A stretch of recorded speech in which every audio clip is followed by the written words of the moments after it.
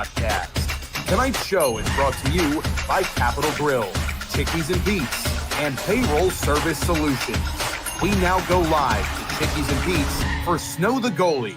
Now, here are your hosts, Anthony SanFilippo, Russ Joy, and former Flyer Chris Therien. Oh, welcome into Snow the Goalie Radio here on WBCB.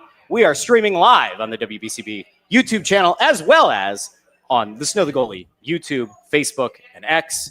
And we are here for another wild, wonderful week of Flyers hockey. Yes, we're at the Chickies and Pete's on Roosevelt Boulevard in Northeast Philadelphia. So hopefully if you're on your way, you'll be able to come in and say hello. Unfortunately, Bundy is not with us tonight. He is not. He had a personal matter that came up today. Everything's fine. Nobody's ill or injured or anything like that. But he had a personal matter come up, but he'll be back with us next week when we reconvene on a Tuesday next week, Russ, because of Thanksgiving being next week and Wednesday being one of the busiest travel days of the year.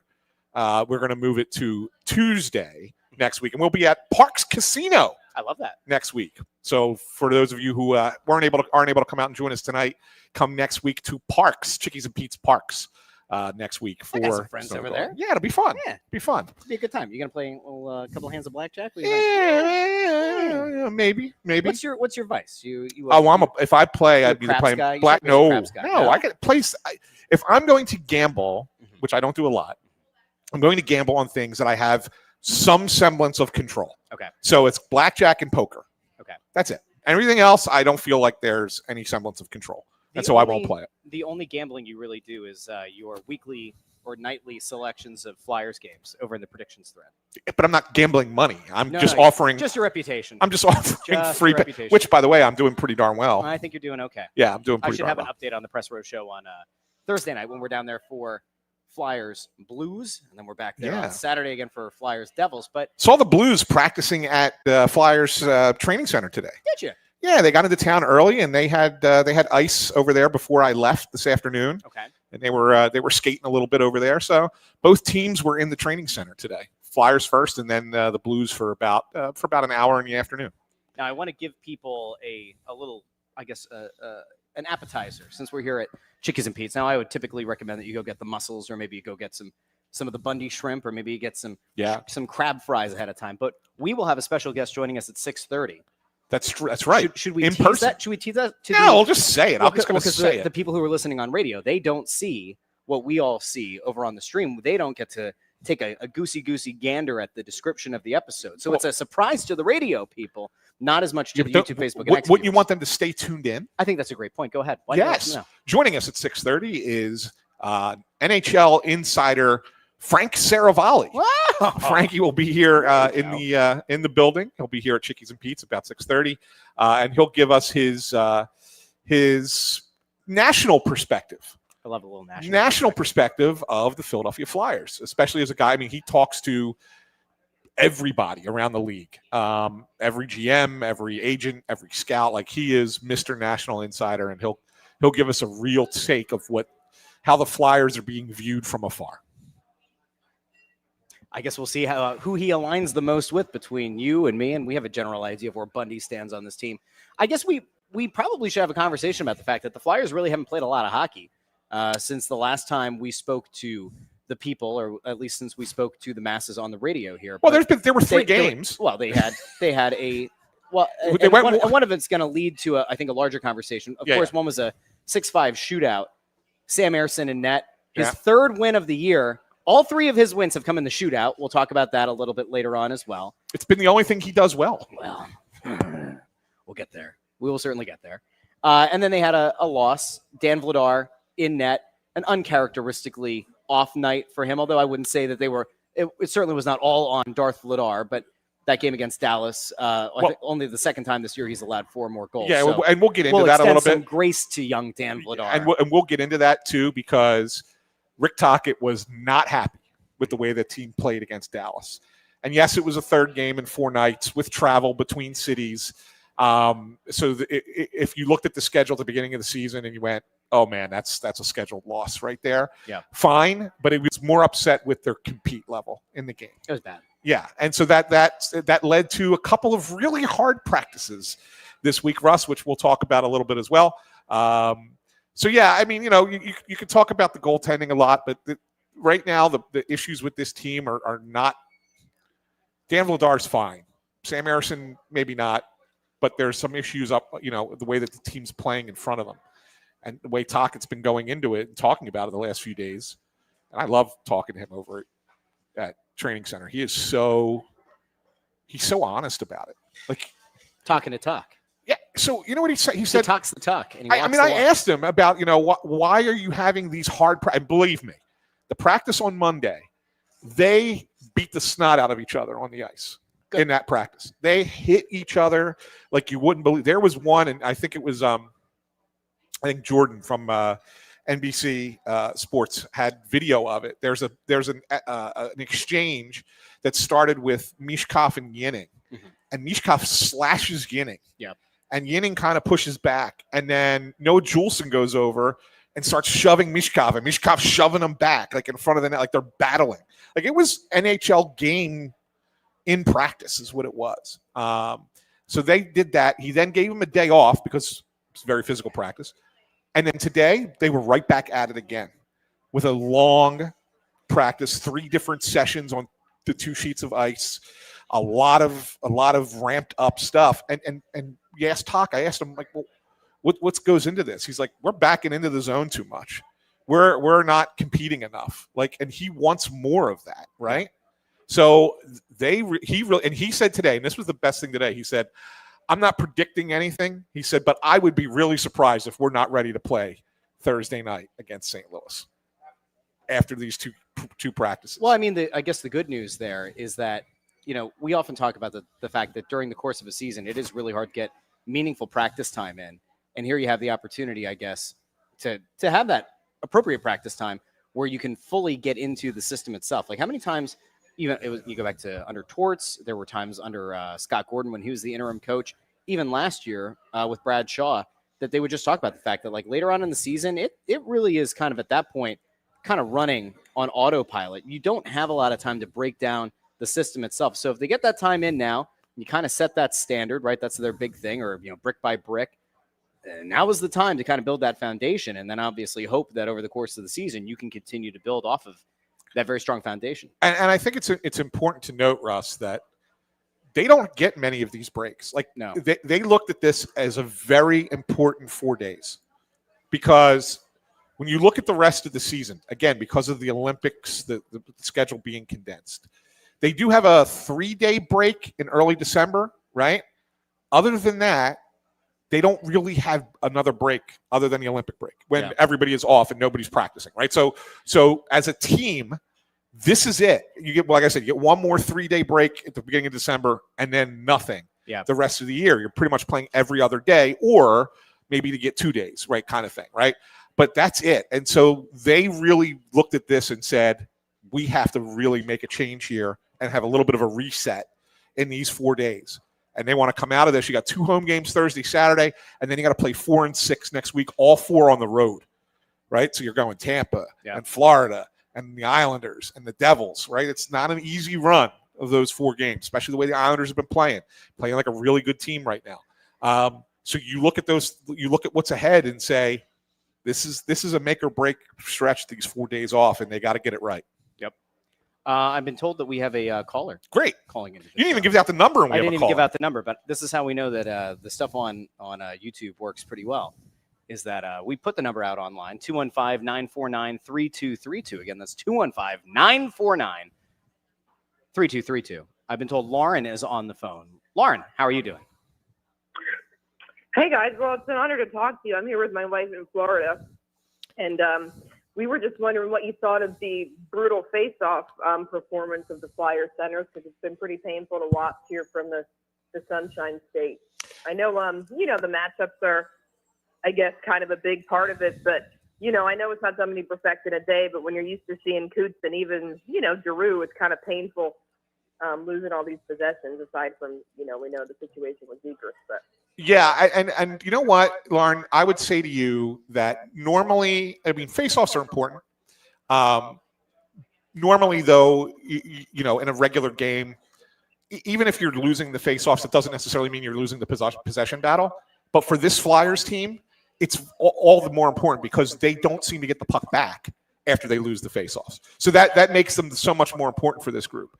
And you're right. Other than Couturier, who's really the only center that's really good at faceoffs on this team, they're struggling. Even Noah Cates, who was better last year, has not been as good this year. I think there was a little bit of disjointedness with that line with the Forster injury and things. People got moved around. Not that should affect your faceoffs, but I think that it impacted the way that group was playing. Zegras cannot take faceoffs. We've learned that. That's why he's technically better as a winger than as a center. You're not getting anything out of your fourth line. Dvorak is okay as a faceoff guy, but not great. That's why it's important for this team to start playing with a little bit more pace and a little bit more being aggressive towards the puck and towards the puck carrier if it's on the other team. I think that matters more. And once that stuff starts to work, then the faceoffs maybe don't seem as important. But until it does, then yes, the faceoffs are incredibly important, and it's not good that they're not getting good faceoff production. Yeah. And do you think that's something that you know, obviously Tochet's aware. I mean, you know, the coaching staff, is that something he just sit all the centers down for, you know, hours in practice and, you know, situational awareness, how to take each draw when? Is it a matter of Coots, you know, doing some tutoring? Like, is it something you think will improve? And so that's a great question. Thanks for the call, Lauren. We watch them practice it. I mean, it's not an everyday thing. They're not sitting there every day working on faceoffs, but I'd say that they do it pretty regularly, Russ. And, you know, it's not a focus of practice, because usually the focus of practice is something systematic. But after they get through all the systems, and then you probably towards the end of practice, when you have that last 10 or 15 minutes before everybody leaves the ice, you always see guys going into face-off dots and working together, and it's usually an assistant coach who's over there working with them. And Couturier is very, very active in this and very vocal about it as well, and trying to show the guys the best way to do it. So, yes, they do focus on it. They do talk about it. They don't overdo it, I would say, but they do make it a focal point at some point during their practice. Makes sense? Yeah, I mean, we'll see if you know, the big guy that ultimately needs to learn how to take a face-off, if he's going to reach his maximum potential here with the Flyers, is Trevor Zegras. And in an ideal situation, it would happen sooner than later. Because at this point, like, it was interesting. I was looking at the lines from practice today. I don't know. I mean, you were down there today, correct? Yes, I was there today. So I was looking at, I think Jordan Hall was the one who actually put out the line combos earlier today. But, you know, they had Zegras on the wing again. I guess this is just becoming part and parcel at this point. It's becoming the expectation that he's going to be there. But, like, this is, I think, a bigger point for us to have a conversation about. Tocchet is jostling the lineups again, just like, you know, listen, Torts did it last year, and we decried the fact that, or bemoaned the fact that he was so often blowing up lines that it becomes really difficult to build meaningful chemistry with your teammates and with your line mates. Now, this season so far, the most successful line, and this is pre his injury, but Tyson Forster's line with Cates and Brink was by far the best, most productive line on the team. Yep. They were definitely the best third line in all of hockey. And in a lot of ways, they were being played as the Flyers' top line. Now, ideally, if you are trying to be a playoff team, that probably is not a good sign if they're the best and most productive unit on your team, especially given the fact that there are higher paid players on the team that are expected to be meaningful, and, you know, meaningful players that can make game-changing plays. But it seems as though since Forster's injury, they've been required to kind of change these lines up a bit, try to find something that will work. So these are the lines from practice today. Make of it what you will. Forster, Cates, Konechny, Mishkov, Couturier, Brink, Zegras, Dvorak, Tippett, Grabenkin, Abels, and Hathaway. Now you look at that and you go, all right, Forster and Cates makes sense. You're swapping Brink for Konechny. That might be a good way to try to get Konechny going, at least from a hopeful goal-scoring perspective, maybe. Mishkov and Couturier have played together. They played together well. That's okay. Bobby Brink doesn't throw off the chemistry of that line, I wouldn't say. I think that actually can mesh pretty well. So those top two, I'm okay. Zegras, Dvorak, Tippett is interesting. Well, they've been playing. They played really well together this past week. Yeah. I mean, they had that one game, the game against St. Louis, where they had 10 points combined.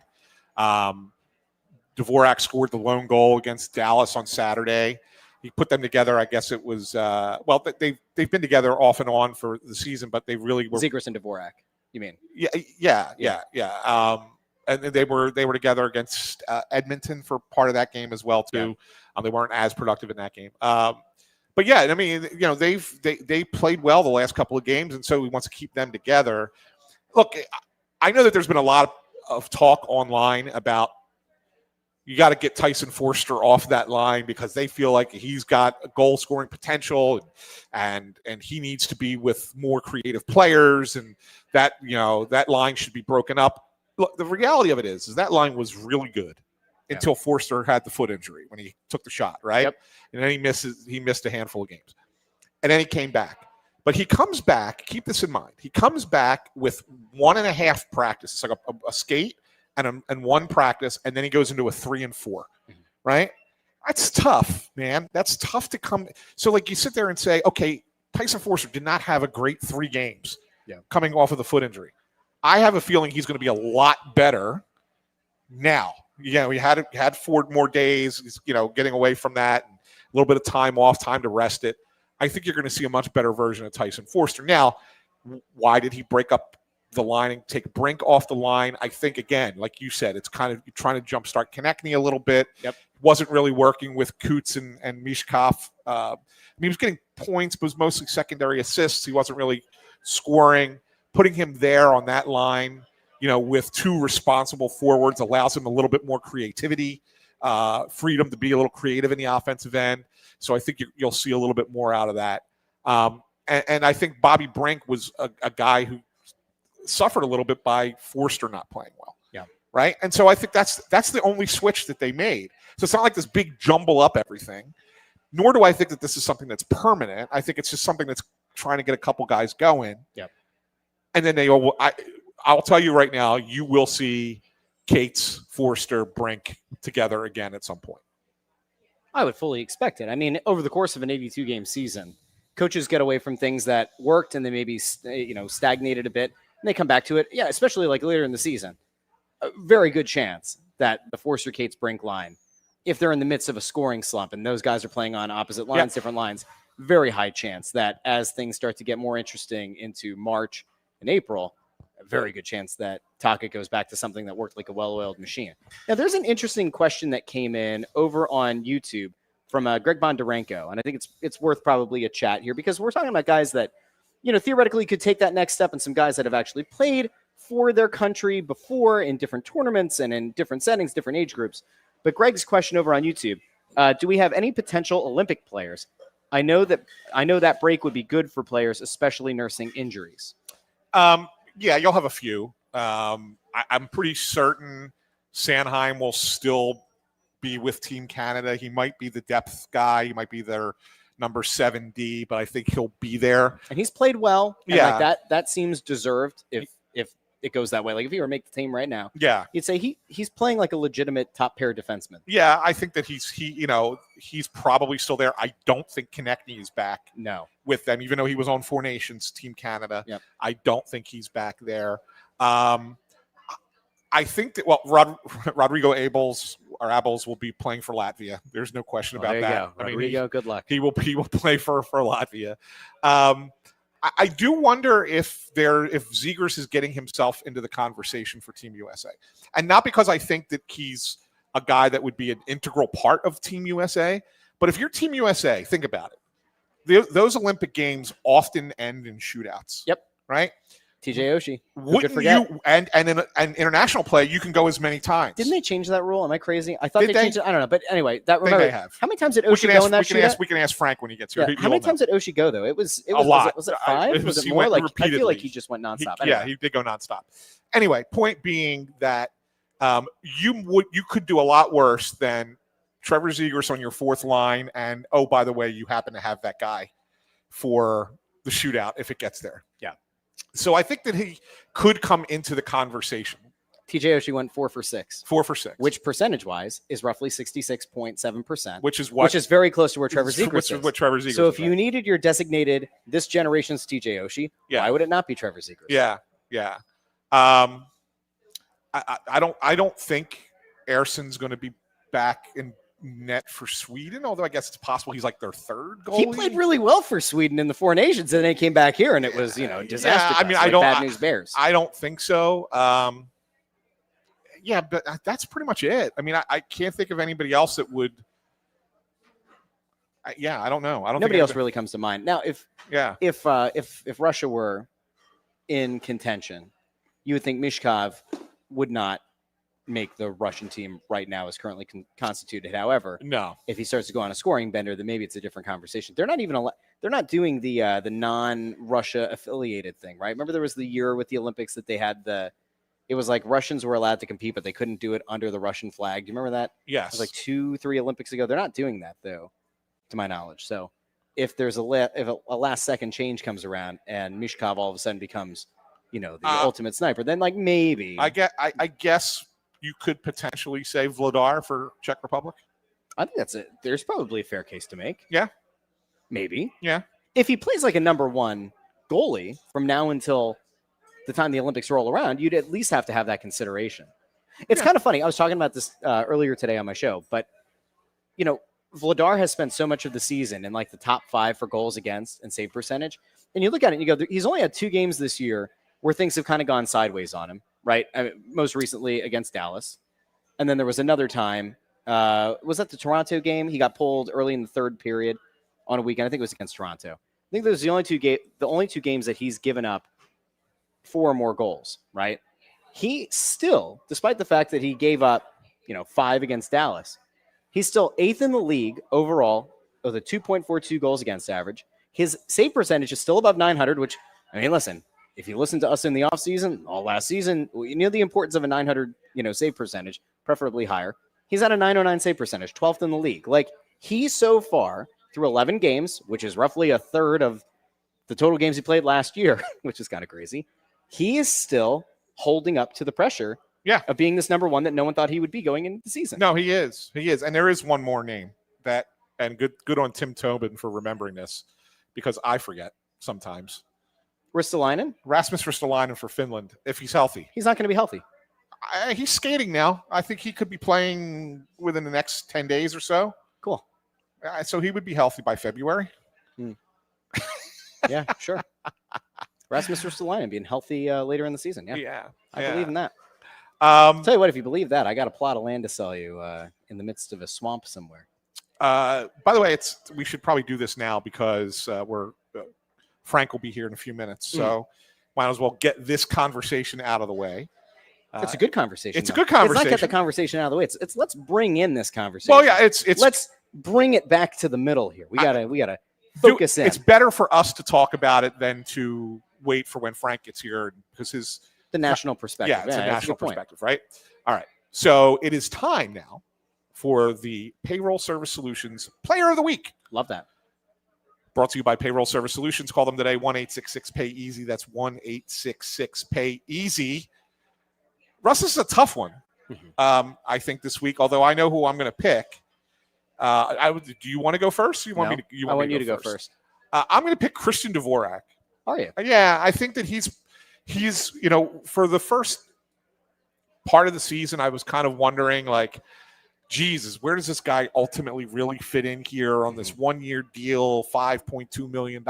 Like, was that a big time overpay? Like, I wasn't seeing a lot of production out of him. He's responsible. So it's not like he's been bad on the ice, but it was kind of like, what is this guy? And then all of a sudden, playing with Zegras and Tippett this week, he's looked great. Yeah, he's looked really, really good. Had a couple of goals against the Blues, had the goal against Dallas. He's just looking better. That line is looking good, and maybe Zegras just makes them all play better, right? And I know Owen Tippett had a 4-point night against the Blues, but to me, I think Zegras, Dvorak is the guy that has impressed me the most out of the 3 of them this week. So he's my guy for Flyers Player of the Week. I'm going to surprise you. My player of the week. Are you ready for this? I'm ready. I don't think you're going to believe it. Okay. I mean, I've surprised you in the past. You have. I think I might actually break you this time. Yeah. My player of the week is none other than Owen Tippett. Get out. And I'm going to tell you why Owen Tippett is my player of the week. Okay. Because on Friday, I went over to the Russ Joy show, available on YouTube, wherever you get your podcast. I went on the show, and I absolutely laid into Owen Tippett for his boneheaded plays, his inconsistent play. The fact that he looked generally lost, dazed, and confused on the ice at any given time, which are things that I've said on this show a bunch of times. But Friday, it was very definitive. Video guy Amadeo went, he clipped up all kinds of stuff. He put it all over YouTube and TikTok and everything, right? And that night, Owen Tippett went out. And how many points did he have, Anthony? 4. And then the following game, he went out and he got himself another point. So he had 5 points in his last 2 games. Yeah. And because he very clearly listened to my show and heard the whispers and heard the snarls, he went out there and he performed very well. 5 points in the last 2 games. And I, if nothing else, am fair and objective. And so I will give the player of the week this week to Owen Tippett. So since we don't have a tiebreaker this week, we have to have them co-players of the week. No. No, we don't. Okay. You have a solution for how we're going to resolve this? Well, then? So go back over it. Dvorak this past week played on a line with who? Zegers and Tippett. Okay. So you picked Tippett. No, I picked Tippett. You picked Dvorak. So the tiebreaker is we go with their line mate. Congratulations, Trevor Zegers. You are the player of the week. Well, there you go. That was your Flyers player of the week. Once again, brought to you by Payroll Service Solutions. Call them today, 1-866-PAY-EASY for the smart choice in payroll services. Payroll Service Solutions caters to the small and medium-sized business to handle all of your payroll needs. Call them once again at 1-866-PAY-EASY. I'm actually being told that we have a caller. Yes, let's go to the call. That Tony is on the phone. Tony. And so I think now is probably a good time to go out to Tony. Tony, how are you doing? Thanks for calling in to Snow the Goalie Radio. Guys, I love your show. I love the spirit of what you do. I love how hard you guys work. And I'm here in Knoxville, Tennessee, so I'm like hockey starved, but I grew up watching the Flyers in the 70s, the early 80s, and all those great memories. Question for you guys in trying to put in context what I'm seeing on a nightly basis from this team. With that schedule condensed the way that it is, rather than being laid out like a normal schedule would be the last couple of years, it seems like the teams that are, at a talent deficit, like the Flyers are a little bit, it seems like those teams get ground down. Do you guys think that's true? Is it a disadvantage to be where the Flyers are, say, in their rebuilding process? And is it hard to gauge that versus what a normal regular season would look like? And I'm particularly looking at the last couple of years as I ask that question and just wonder exactly what am I looking at versus, say, a normal regular season? Tony, it's a great question. And I think that more than anything with this schedule, the detriment for the Flyers is how front-loaded their home schedule was. Yeah. They are playing so many home games in the beginning of the season. They've already played 11, and they have a 6-game homestand coming up in 2 weeks. Like, you're pretty much halfway done your home schedule before Christmas. That's nuts. That means the majority of the second half, when the schedule is basically playing every other day, is going to be them traveling. And I think that that's going to hurt them and grind them down because of their talent deficit, as you called it, a little bit more than the fact that the schedule's condensed. Every team's facing the condensed schedule, right? And so far, we look at the start of the season, and there are teams that, are disappointing to start the season, and they got to face that same grind. And then there's teams that are a little bit of a surprise to start the season, and they got to face that same grind. Will those surprise teams drop off, and will those teams that are playoff tested, who have gotten off to a slow start, will they rise because they're used to playing that in like a playoff format, playing at a higher level? We will see. I just think that the Flyers need to, in the next couple of weeks, bank as many points as they can to give themselves a little bit of a grace period or a little bit of a soft landing when they have a bad run. Because you know what? At some point during that second half of the season after Christmas, but starts actually right before Christmas, they're going to have a 4-game losing streak where they don't get anything, or maybe they get 1 point in 5 games or something like that. Like, that's going to happen. That's when the fan base lights themselves on fire. Yeah. And I think they need to have a cushion there in order to prevent it from really, really hurting them. I don't know if Tony's still The there. answer, There he is. because as we watch this stuff, it's so hard to put it in context. Because really what they've done is the last couple of years, and it worked out well last year, at midseason.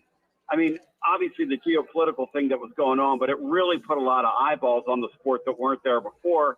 And then obviously with the Olympics, it's a good thing, but it really makes the regular season kind of goofy, guys, if you know what I mean. It just doesn't feel like it's hard to contextualize exactly what you're looking at. I don't know if I'm alone in that, but I know one thing about this team. They fight like hell. That Friday night game, guys, was extremely fun with the Blues. That was really fun, wide open, kind of goofy, kind of nutty hockey. And these guys never quit. Saturday night, they just didn't have anything left. As you said, you could see that thing coming up from a mile away. Right. I could see it coming. I'm as goofy as you want to be. So, I just hope these guys don't get too ground down by this goofy schedule, because it is goofy what they're doing. Yeah, and thanks, Tony. I appreciate the call. I'll actually give you a little bit of a comparison here, right? Go ahead. So, yeah. So you've got this multi-week break for the Olympics in February.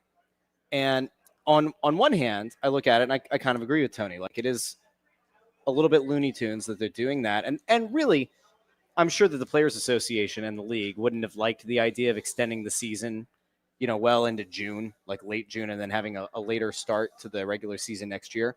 But like, I could have maybe made the case that would have been the smart thing to do. They did it around the COVID season, right, where the season got off to a later start because of having to restart. The comparison I'll make is this, though. So while it stinks to take that break in February, you still then have about a week of February, and then you have the whole month of March and like half the month of April leading into the playoffs. There's another league right now that is just coming off a 3-week break in the middle of their playoffs. Major League Soccer is doing it right now. There was an international break. Players went away to go play for their teams. And now they're coming back to the Philadelphia Union this week. Yeah.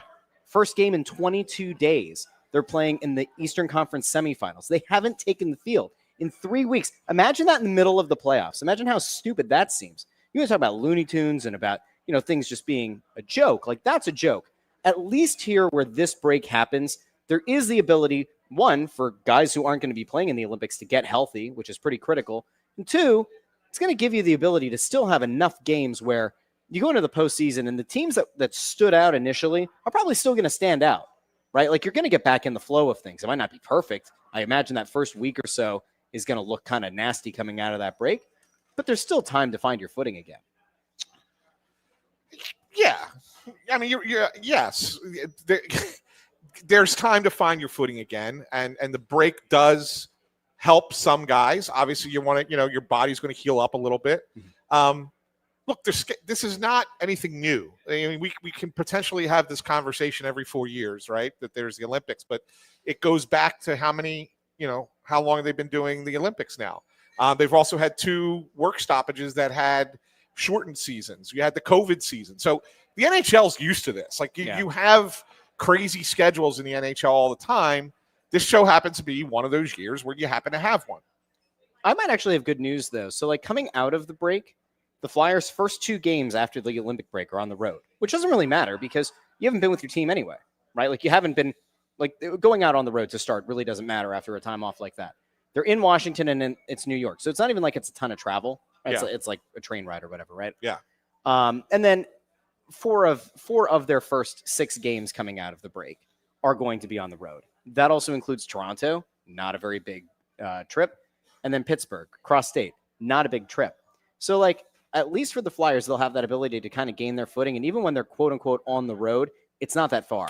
They're not flying across the country. You're right. And back and back but, and back. But it still wears on you. Yeah, Believe me. sure. Up and down in an airplane, even if it's a 45-minute flight, still stinks, man. Yeah. Like, it's rough. You're still checking into a hotel. It's not your home. It's not your own bed.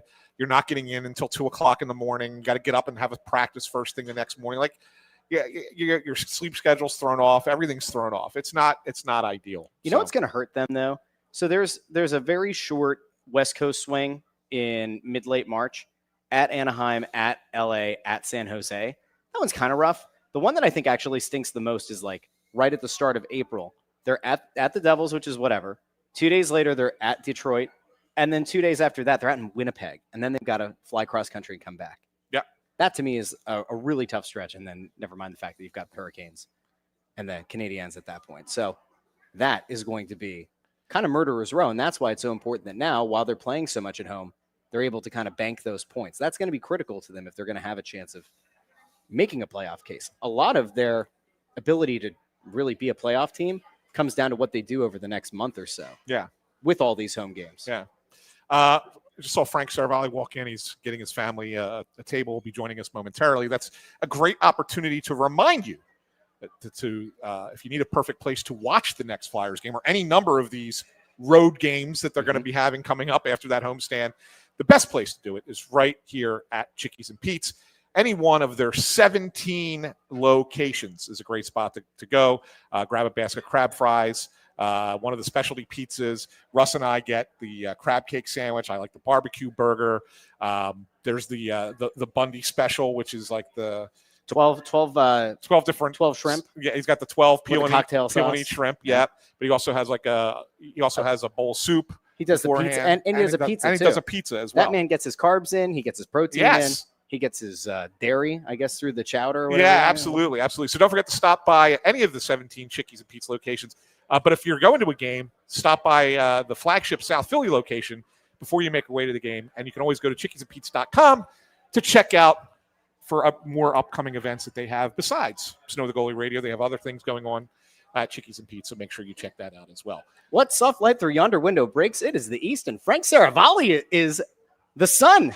Welcome in. How's it going, guys? Good to have you, my friend. Yeah, good to see you guys. You're coming off of a practice tonight, huh? Right off the ice and right here.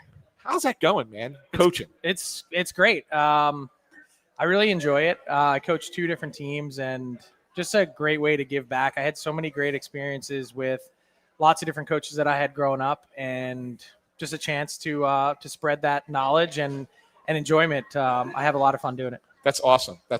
I mean, here's one of the questions I wanted to ask you about that. How many times did the kids ask you about, your travels through the NHL, the people you know, the people you talk to? Hardly ever. Really? What? We actually don't. I can't tell you that we've talked about it much. I get an occasional question from a parent, but not. We don't really talk about it that much. Wow. That must be really enjoyable then. It's actually very refreshing. Because I can't tell you how many times you show up somewhere, right, and someone immediately wants to start asking you about hockey. Yeah, 100%. Right, it happens all the time. And so to actually be doing something and not have someone ask you about what you do for your job. They're way more interested in asking me about their kids' ice time. So that's usually where the conversation goes. It's just like an agent with a general manager. Exactly. It works the same way. Well, we wanted to have you on, Frank, because despite the fact that you're coaching kids and giving back, you're also still an NHL insider for the entire league. And you have a perspective that's a little bit different, I think, than what the people who are here in Philadelphia have with the Flyers. And for those of us who are with them on a daily basis, grinding through the season with them, you get to look at it from a little bit further away and also get the perspective of how they're viewed around the league and around the 2 different countries. So I wanted to kind of just throw it to you just generally. They're off to an okay start, but not a great start, not a bad one. They're right around 500. 9-6-3. Yeah, right around that's that's 500. 18 games, 9 That's NHL 500. I consider that 500. It's 500. Yeah. What is your thought, and what do you think that the rest of the league how they view them? I would say it's probably been a pretty expected start. Haven't been too many surprises, right? This team works. They compete. The effort is there. I think the only thing that has surprised me a little bit has been the style of their play, which has been very play not to lose big. That's how I would term what the Flyers have been so far. It's very safe. It's very structured. And at times it's not very exciting to watch. No. Yeah. Which has been maybe a little bit painful for Flyers fans, but I think they are what they are, if that makes any sense. Right. The reason they play that way is because I think there's real limitations with this roster. And so they're trying to, it's kind of the way I think about how I do my job. Do whatever I can to not get hit. Right. Yep. So like, say what you need to say, play the way that you need to play, but make sure that you don't get clobbered. And that's really the MO for this team, I think, through the first quarter of the season. Have you been surprised at all by how well Vladar has played in net? Or did you kind of see that with the way he played in Calgary, even though he was the backup for Dustin Wolf last year, the way he played in Calgary? I'm not surprised at all because I've watched him really closely. First off, as you guys know, he's a big guy. Yeah. And second, one thing that I think gets twisted in the NHL is that at a certain point, you get pigeonholed as only one thing or one guy, right? Oh, this guy's a backup. He's a continual 1B.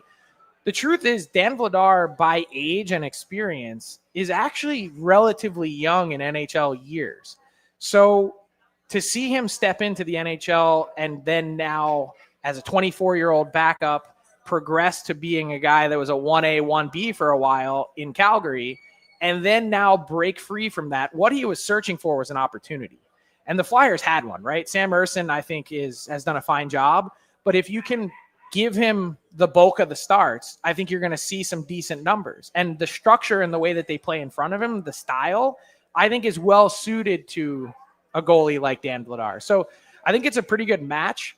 I think he's got some runway left. I'm not saying he's going to be this team's starter for years and years, but I think for what he was looking for and what the Flyers were looking for, he's sort of that perfect carryover to help bridge you to the next whatever you have, your next guy that you find or draft. And the other thing I wanted to ask you about before we get, there's a lot of negative we can get to too, but I wanted to stick with the positive things. That's a change for you. Just to start. Right? Just to start. Just to start. He's a shill. Didn't you know that? Yeah, it's a shill. The commenters like to call him a shill sometimes. Yeah, sometimes. When you look at the guys that were brought in this year, they've all been pretty successful so far. We're, 18 games into a season. There's a lot of time left. But Zegers has been really good. Dvorak has been really good. Even a guy on the third pair is like Noah Juleson has actually served a role. He's a competent NHLer. Yeah, like they've done a nice. Like if you compare what the people the Flyers either traded for or signed in free agency to what everybody else did, they're right there as they did a nice job. Yeah. The thing is, okay, so the positive is that they've done a nice job. Yeah. The other side of that coin would be they're just Band-Aids. Well, right? sure. They're guys that are for the here and now are stopgap solutions that you can plug a hole. Well, they're right? hoping Zegers is more than that. Well, Zegers, he's the exception, right? Yeah. But I'm saying the other guys, Dvorak, he filled that center position. Hopefully, Juleson gives you some third pair minutes, et cetera.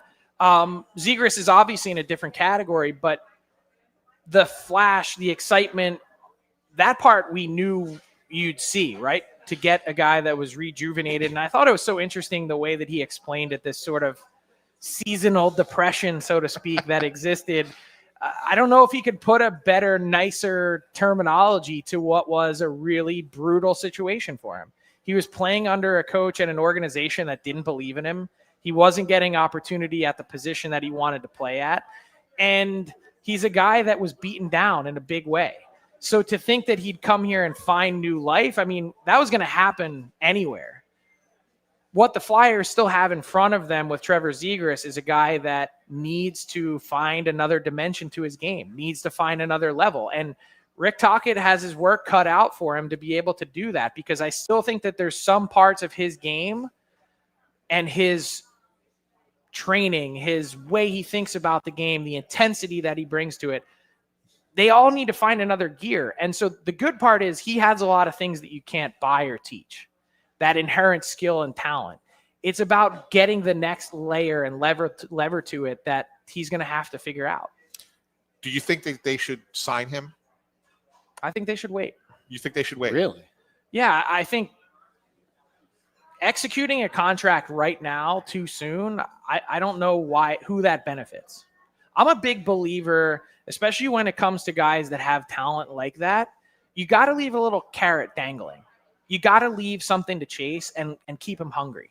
Because I think at a certain point when you find too much comfortability, when you show up and you know that your job's not in question, your pay is not in question, you're set for life, I just think you got to challenge certain guys. And to me, that's one that stands out. All right. That's interesting. That's an interesting thing. Tell me what the benefit would be to signing him now. Well, so I look at it not as what the benefit is. I look at it as what is the actual value that's going to drop between now and it's time to negotiate at the end of the season. Like if the idea is wait for a dip in play to try to get him at a better AAV. That's not the play. I don't think that's what they're looking for. I think it is. I don't know. You've had a conversation. I don't think they're trying to find a value. So let me ask you this then, Frank. They're not trying to buy on the dip. I don't think that's the okay. case. Fine, but let me ask this then: What if Zegras goes off and he's a 90-point player, 95-point player this year? And that's probably more than you ever would have expected coming into the season. Does Pat Brisson now all of a sudden have a little bit more leverage to get more out of the Flyers than maybe the Flyers would have wanted to give him? Well, I don't view I think that's the best problem to have. Sure. Like, let's say he goes off and he puts up monster numbers and you have to write a bigger check. Okay, fine. Okay. First off, the Flyers aren't cap strapped. They are willing to spend. They're willing to pay the guy. I think they just need – I'm not speaking for them. I think I need to see more. I think a lot of people need to see more before you're making a significant commitment in term. I'm not so tied up on the AAV because I don't think that matters. I don't think the Flyers – they can shift their money around any which way they want to better plan for the future, and especially with the rising cap and how much it's going to be increasing, that's not a concern. If you need to devote more to Trevor Zegras, that's a good problem to have. I don't think signing him now and signing him to a term deal 6, 7, 8 years at an AAV that you feel is really reasonable for you, I don't know how much that makes sense for them in the long term. Because what happens if year 3, year 4, you come to really hate it? As much as you're like, man, I got the value and it feels so good to get him on a good deal. If he's not delivering and if he's not the player you want him to be, you're going to hate yourself. See, I guess my thought is if you were trying to make a case for why you wouldn't sign him now, it would be based on the fact that he's had injury issues. And you want to see that there's a durability there. Maybe you hold off until the midpoint of the season. And if he's still healthy, hasn't really missed much time in the first half of the season, if that was the big hang up, that would make sense to me. I know that you're not supposed to, sunken costs shouldn't factor into future expenditures. But like my simple comparison is, this team decided to sign Owen Tippett to a very long deal at a number that I can't really comprehend. It's not that bad. Zegras, well, but for what I think he is, Zegras is easily worth. So define him for me. That's what I want you to do. Tell me what Trevor Zegras is. If Trevor Zegras at worst is a top 6 wing at an $8 million cap hit with a rising cap, that to me isn't something that should be much of a holdup. If the fear is that, is he a center or is he a winger? That's the first and most important distinction. It seems like they think he's a winger. I think he's a winger. I think the Flyers think he's a winger. The problem is I think he thinks he's a center. He does, but the Flyers think he's a winger. But even as a winger at $8 million on a cap hit, like that to me isn't some absurd number. Okay, so what is the projected production on $8 million for Trevor Zegras on a consistent basis? Like, what if you're giving him 8? What are you penciling him in? Point per game, right? Probably expect about what you expect from Travis Konechny, who you gave 8.25 to. So probably somewhere in that mid 70s, low 80s number. Okay, so let's begin to work backwards here and figure out the cap and what it looks like. So you mentioned Tippett. Now you've got Konechny. Then you throw in Zegras. Who else are you paying up front? Who else are you committing to? Well, they already have the big commitment to Couturier long term. Okay, that's 4. Yeah. And Sanheim. Okay, that's on your back end. Oh, you're talking about up front. Forwards. Oh, forwards only. You would think Mishkov eventually. Okay, that's 5. Yeah.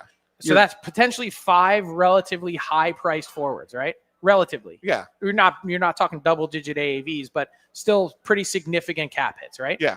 Percentage-wise. Mm-hmm.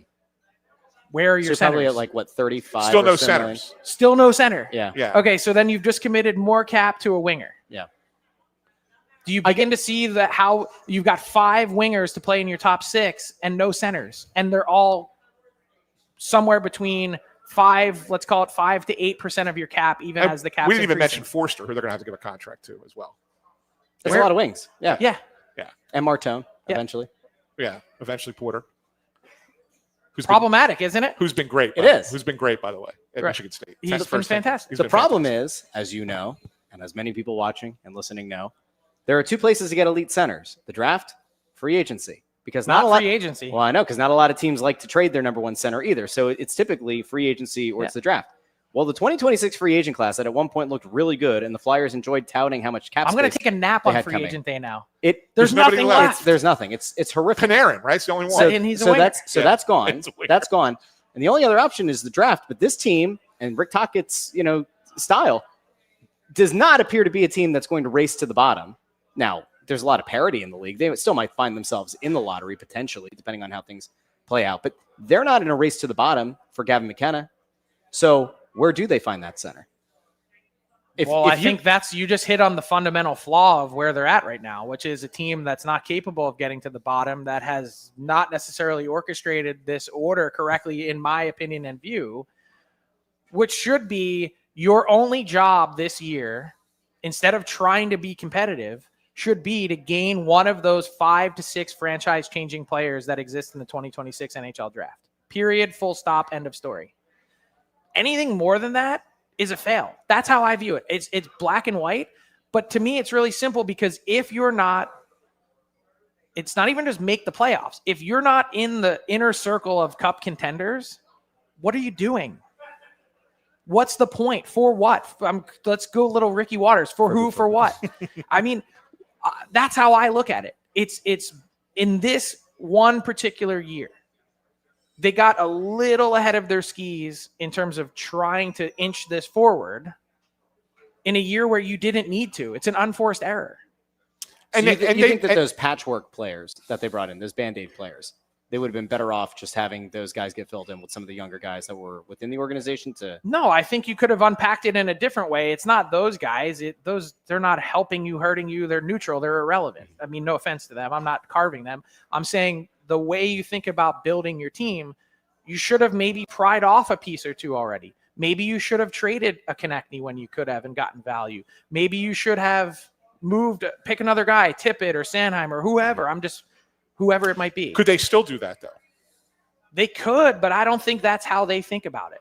Well, maybe not. I know that. I'm telling you, based on conversations I've had, I don't think their thought process was, we better not be picking in the top 5. Yeah. And it's a fundamental philosophical conversation. It's existential to me. That's how I view it. Another thing I wanted to ask you about. All of those things, by the way, are things that we talked about on this show. Oh, for sure. The trading Konechny thing before giving him that deal was a thing that we ended up yelling at each other about. These are nice players. Times. They're good players, but they're not critical to a Stanley Cup contender. Well, they will be critical support players to a Stanley Cup contender, but they're not driving you to a Stanley Cup. Correct. And so those are the things that, and I don't want to come off as negative for negative sake or too negative, but I think about it in positional boxes. Who's your franchise goalie? Who's your franchise defenseman? And who's your franchise center? And as I see it from a 30,000-foot view, I don't know that the Flyers have answered any one of those single questions. They might have a goalie in the system. They might. They might have a goalie in the system. That you're right. They don't have the number one center, and they don't have the number one defenseman even in the system. Like you look what they have. They've got a great collection of wingers. Like great collection of support players coming. All the wingers even together. The prospects. Like they have a nice collection of prospect support players. Yeah, for 100%. Yeah, but they don't have that guy who could be the number one at center or at defense. They might have a goalie. We'll see. And the goalie is maybe the easiest part to find. Correct. Because the way I think about goalies is there's 64 of them, and there's way more goalies available in the ether than there are jobs available, and you should just be throwing a million guys at those positions to see which one sticks. Correct. And don't devote cap space to it because you don't need to. Yeah. Yep. So whether it's drafting or acquiring, I don't know that the method really matters, but it's the fundamental. If you're building a house, the foundation has to be in place or the whole thing crumbles. And I just don't know that they've nailed the foundational build of the steel to get the end result right, which is then chasing the ultimate prize. And that's the depressing part if you're a Flyers fan. there's one more big thing I want to get to with you, but I got to remind everyone, don't forget the on-site host for each and every week for Snow the Goalie is Chickies and Pete's. We're here at Chickies and Pete's on Roosevelt Boulevard in the Great Northeast. No matter the sports season, Chickies and Pete's has you covered. Start your meal off right with some of their delicious red garlic or spicy white wine menu mussels. Before you indulge, one of the mouth-watering burgers, the ultimate tailgate, Fightin's Burger. I get the barbecue burger every once in a while. So come on out today to one of more than 17 locations. Be sure to check them out the next time you're at a Flyers game. They have 2 locations there, either in the East Food Hall or at the Southeast entrance in front of Section 103. Frank. Am I too hard? Am I too negative? No, we got more because there's more. There's this one's going to be the one that really gets everybody going because This is the one? Oh, trust me. Because last week there was the big hullabaloo. Oh. All right, about Couturier and Mishkov. And Couturier why is he criticizing Mishkov, which he wasn't. And I don't want to relitigate that, but he absolutely was not. I never viewed it that way. Right. But there needed to be context, understanding what was going on in that conversation earlier in the room with Mishkov, and then the question that was asked of Couturier. So he was not criticizing him. But Mishkov is not getting a lot of minutes. He came into camp out of shape. There's been some questions about how the Flyers are handling him. What is your perspective on Matvei Mishkov's sophomore season and where it's at? And can he catch up? Because it's not an easy thing to do when you show up in camp not in shape and to really catch up to your team during a season. Well, it's interesting that you use the phrase catch up, because that's the one thing that has always stood out to me watching his game is that he's just not quick enough. And I know you were talking about the figurative sense of catching up to being in shape and the grind of the season and all those things. There is zero question that this has been an exceptionally disappointing sophomore campaign for him. And it's not production-wise. It's commitment. It's the non-negotiables of you are a professional athlete. And then this kind of somewhat notion that existed that he might have had an ankle injury that the Flyers didn't know about. That was a really nice cover attempt by whoever orchestrated that. Because how else do you explain a guy who isn't quick, that hasn't put in the work to really get to the next level? And look, sometimes he's still kind of a kid. He still is kind of being handed money for the first time in his life that's life-changing. And you can understand how things go wayward, right? That's just life. Like, not everything, development is not linear. Right. It's just not, that's not how life works. And so he has runway. I believe in his talent. I like when he plays the intensity that he does bring to winning battles and all those other things. But let's just rewind back 2 minutes to our last conversation, which is a team of wingers. And that cannot be, in very rare exceptions, are play-driving wingers the engine to Stanley Cup contenders.